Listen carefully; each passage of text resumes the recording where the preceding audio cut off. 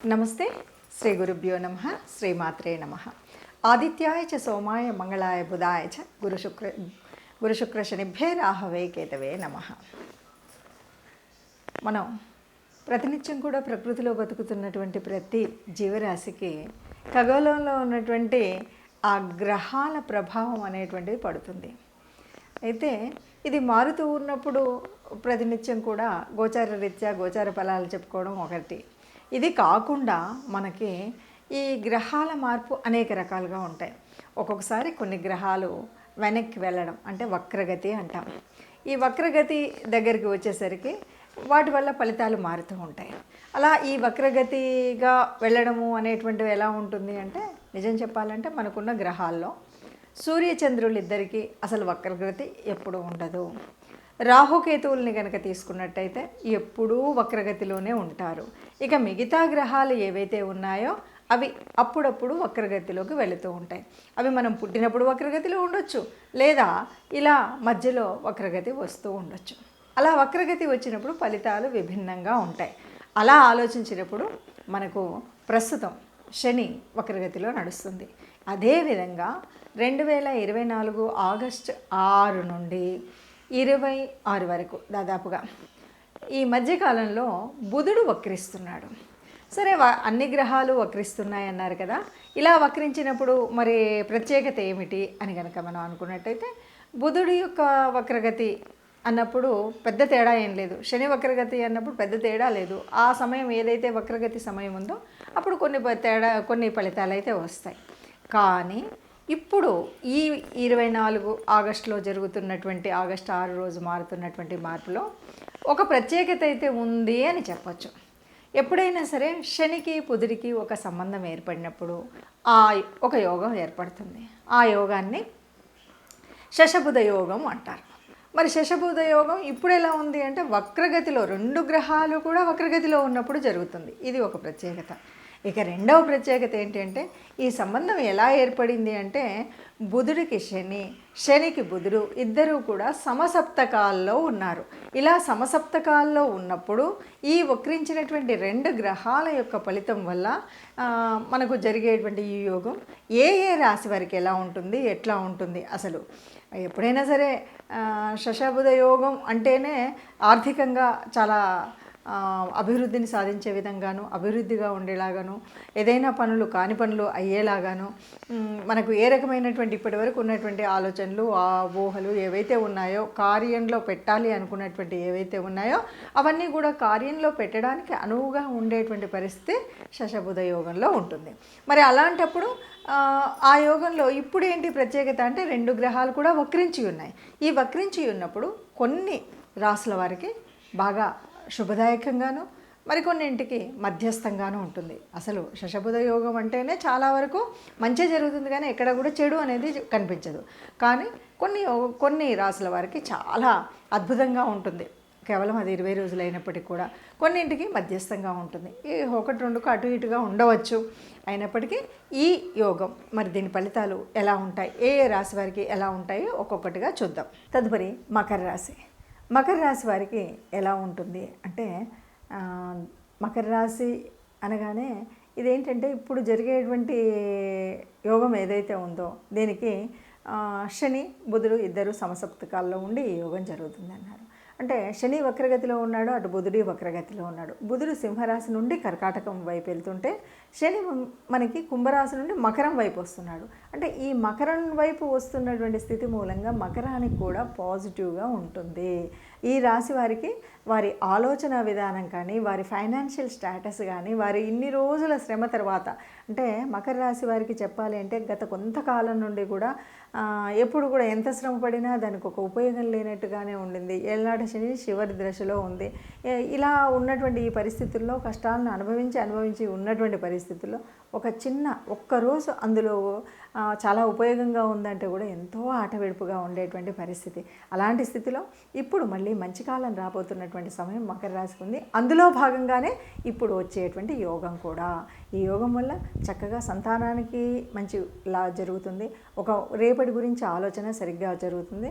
అలాగే ఆర్థిక వ్యవస్థలో చక్కటి ఆర్థిక పరిపుష్టి జరుగుతుంది అని ఘంటాపదంగా చెప్పొచ్చు. ఏ రకమైన నష్టం లేకుండా చక్కగా మనం పెట్టిన పెట్టుబడల్లా కూడా 3 పువ్వులు 6 కాయల్లాగా చక్కగా అభివృద్ధి చెందేటువంటి కాలం ఈ కాలం అని చెప్పచ్చు. ఒక్కొక్క రాశికి ఈ విధంగా ఉంది అని మనం చూస్తూ ఉన్నాం కదా. ఇప్పుడు ఈ రాశికి ఇలా ఉంది అని చెప్పేటప్పుడు మరి ఇలాగే ఉంటుందా, దీనికి ఏం చేయాలి, ఎలా చేయాలి అంటే, ఒకటి, ఎవరికైనా సరే శశబుధ యోగం అనగానే ఇది మంచినిస్తుంది. కొన్నిసార్లు ఇవ్వకపోవచ్చు. అయితే ఇక్కడ ఒక్కొక్కసారి ఎలా ఉంటుందంటే, మన జన్మజాతకంలో కూడా ఈ బుధుడు మంచి స్థానంలోనూ శని మంచి స్థానంలో ఉండి వారికి ఆ యోగం ఉన్నట్టయితే ఇక్కడ ఫలితాలు చాలా అద్భుతంగా ఉంటాయి.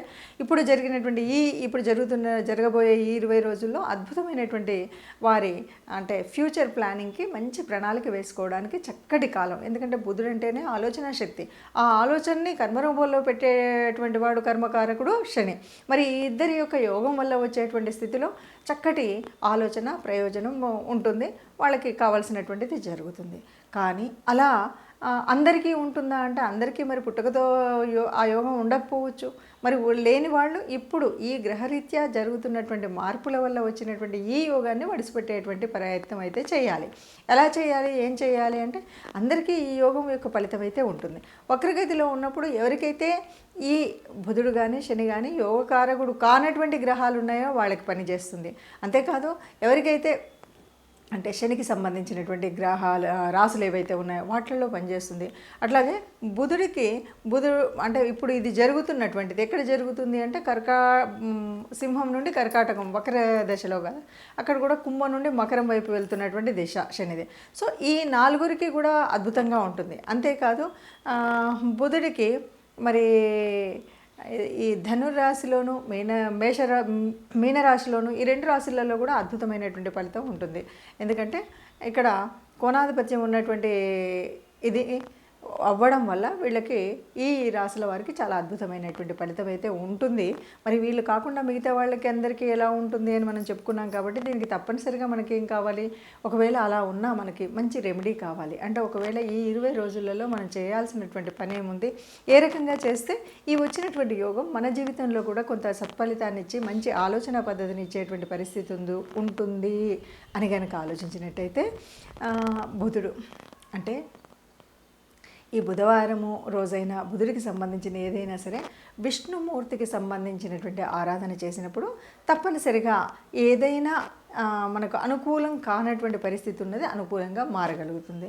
అందువల్ల విష్ణుకు సంబంధించినటువంటి విష్ణు సహస్రనామార్చన కానీ, విష్ణు దేవాలయాలకు వెళ్ళడం కానీ, లేదు రాముడికి అంటే విష్ణుమూర్తి యొక్క అవతారాలకు సంబంధించిన ఏ అవతారమూర్తినైనా సరే మనం పూజించడం, కీర్తించడం, స్మరించడం, ఆ గుడికి వెళ్ళడం, ఆ తత్సంబంధమైనటువంటి వస్తువుల్ని ఎవరికైనా దానం చేయడం, ఇలాంటి పనులు కనుక చేసినట్టయితే ఈ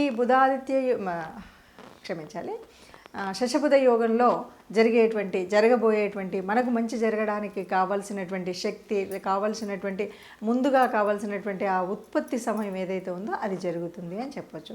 అందుకుగాను చేయవలసినటువంటి రెమెడీస్ అంటే ప్రత్యేకంగా ఏమీ లేకపోయినప్పటికీ విష్ణు దేవాలయానికి వెళ్ళడం కానీ, విష్ణుమూర్తిని అర్చించడం కానీ, విష్ణు సహస్రాన్ని వినడం కానీ, వీటితో పాటు విష్ణుమూర్తి అవతారమూర్తులైనటువంటి ఆ అవతారాలు ఎత్తినటువంటి ఆ అవతారంలో కృష్ణావతారం అవ్వచ్చు, రామావతారం అవ్వచ్చు, మీకు సంబంధించిన ఎందుకంటే రాముడు కొంతమందికి ఇలవేల్పుగా ఉంటాడు, కృష్ణుడు కొంతమందికి ఇలవేల్పుగా ఉంటాడు. అంటే మీ ఇలవేల్పు ఎవరైనా సరే, మీ ఇష్టదేవత ఎవరు ఉంటారో వారికి అనుగుణంగా మీరు దానికి అనుబంధంగా ఉండేటువంటి దేవతా ప్రార్థన చేయడం మర్చిపోకూడదు, ఆ దేవాలయానికి వెళ్ళడం మర్చిపోకూడదు. ఆ సంబంధితమైనటువంటి అంటే బుధవారాలు శనివారాలకు సంబంధించినటువంటి వ్రత నియమాలు తప్పనిసరిగా పాటించాలి. బుధ శని వ్రత నియమాలు ఏముంటాయి అంటే, బుధవారం అనేసరికి మనకు విష్ణుమూర్తికి సంబంధించినటువంటి రోజు. అలాగే ఆ రోజు మనం ఏదైనా దానం చేయాలంటే ఆకుపచ్చ రంగు వస్త్రం అయితే ఆకుపచ్చ రంగు, కూరగాయలు ఇలాంటివి దానం చేసినప్పుడు ఆ ఆకుపచ్చకు సంబంధించినటువంటి వస్తువులను దానం చేయడం ఒక పద్ధతి. అలాగే గోగ్రాసం ఇవ్వడం. ఇంతే కాదు, మరి శనికి సంబంధించినంత వరకు మనం ఏం చేస్తామంటే, శని అంటే వృద్ధులకు సేవ చేయడం, ఎవరైతే కర్మచారులు ఉన్నారో వారికి కావాల్సినంత ఇంత ఆకలి తీర్చడం కోసం చేయాల్సినటువంటి పని. సరే, శనికి సంబంధించినటువంటి ఆయిలు అంటే నువ్వుల నూనె ఇలాంటివన్నీ ఒక పద్ధతి అయినప్పటికీ కూడా ముఖ్యంగా ఎవరైతే కర్మచారులు ఉన్నారో, ఎవరైతే వృద్ధులు ఉన్నారో వారికి సేవ చేయడం, వారిని ఆదుకోవడం, వారికి సహాయం చేయడం అనేటువంటి పనుల వల్ల శని తొందరగా సంతృప్తి చెందుతాడు. ఇలాంటి పనులను చేసినట్టయితే చక్కగా మనం అనుకున్నటువంటి కోరికలు తీరుతాయి.